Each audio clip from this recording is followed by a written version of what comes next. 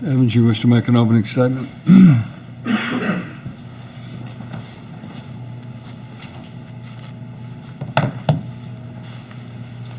morning. This is going to be difficult for all of you.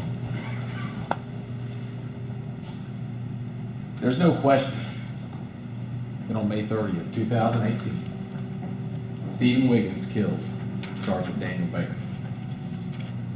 And he did so without excuse and without justification. You're going to be able to see from the vantage point of Sergeant Daniel Baker what transpired at Tidwell Switch that morning. You're going to be able to see Sergeant Baker approach that vehicle. You're going to see Stephen Wiggins and hear him feign that the door won't open. You're going to be able to see Sergeant Baker walk around the vehicle. And you're going to see things escalate between Sergeant Baker and the vehicle when Mr. Wiggins doesn't immediately get out of the car, because he won't follow the instructions.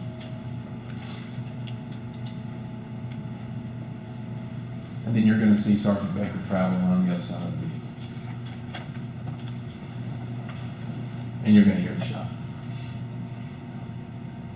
It's horrific. You're going to be able to see Sergeant Baker as he runs for his life and collapses to the ground.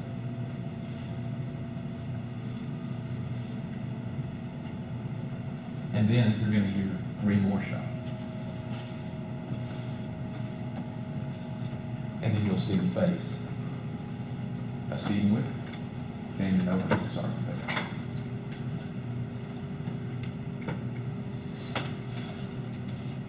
Mr. Wiggins puts him in the car, the patrol cruiser that he arrived in. You're going to hear Stephen Wiggins impersonate Sergeant Baker on the radio. And Mr. Wiggins is going to drive to a field. And he's going to abandon the police cruiser, but not until he takes certain items. And like the prosecutor said, one of those items is the backup weapon of Sergeant Baker.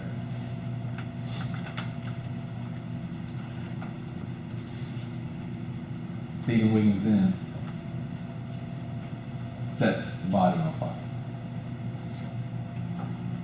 and flees that field.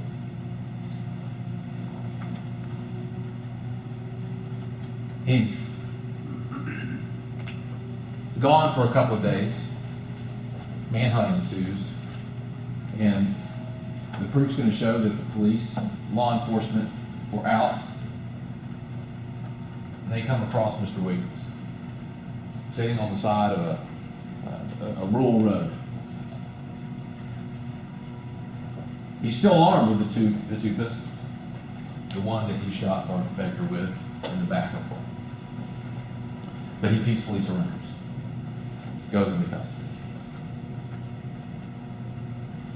And then you're going to get to see on a video Stephen Wiggins as he agrees to talk to law enforcement. Now, Stephen never denies shooting Sergeant Baker in that interaction. But he does lie about details.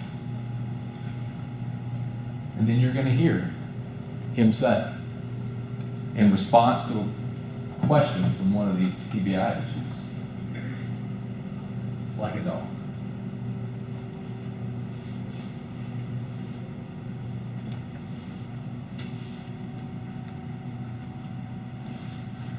There's no question that Mr. Wiggins killed him. There will be no doubt in your mind, reasonable or otherwise, at the conclusion of this case, that that is the facts. The only question that you as a jury may have to determine when you deliberate after hearing all the proof is whether or not it was premeditated. Whether or not in that moment Stephen Wiggins used reflection and judgment.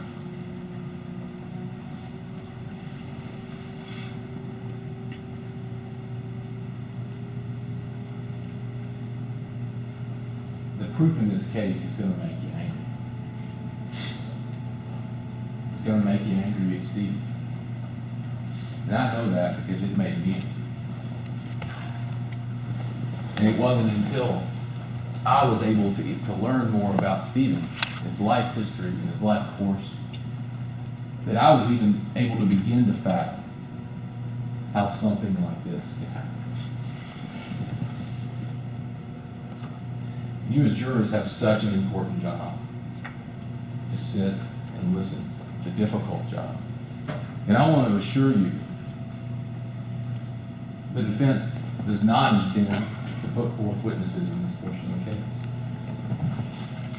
Our intention is to cross-examine witnesses only to the extent necessary to complete a picture.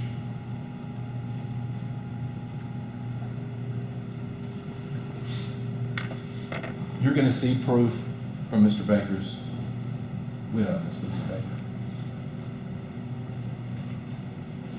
And I want to assure you, for her benefit, for the benefit of Sergeant Baker's family, fellow officers, and friends, that we intend to conduct our portion of this trial in a way that maintains dignity to Sergeant Baker's memory. Ever mindful of the tragic loss that all of those have suffered as a result of these actions.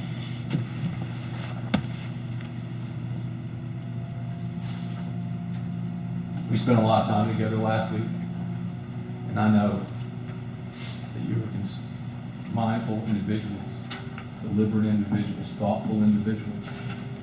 I have no question that you're going to be able to pay attention in this case, listen to the evidence, and render a just verdict. Thank you.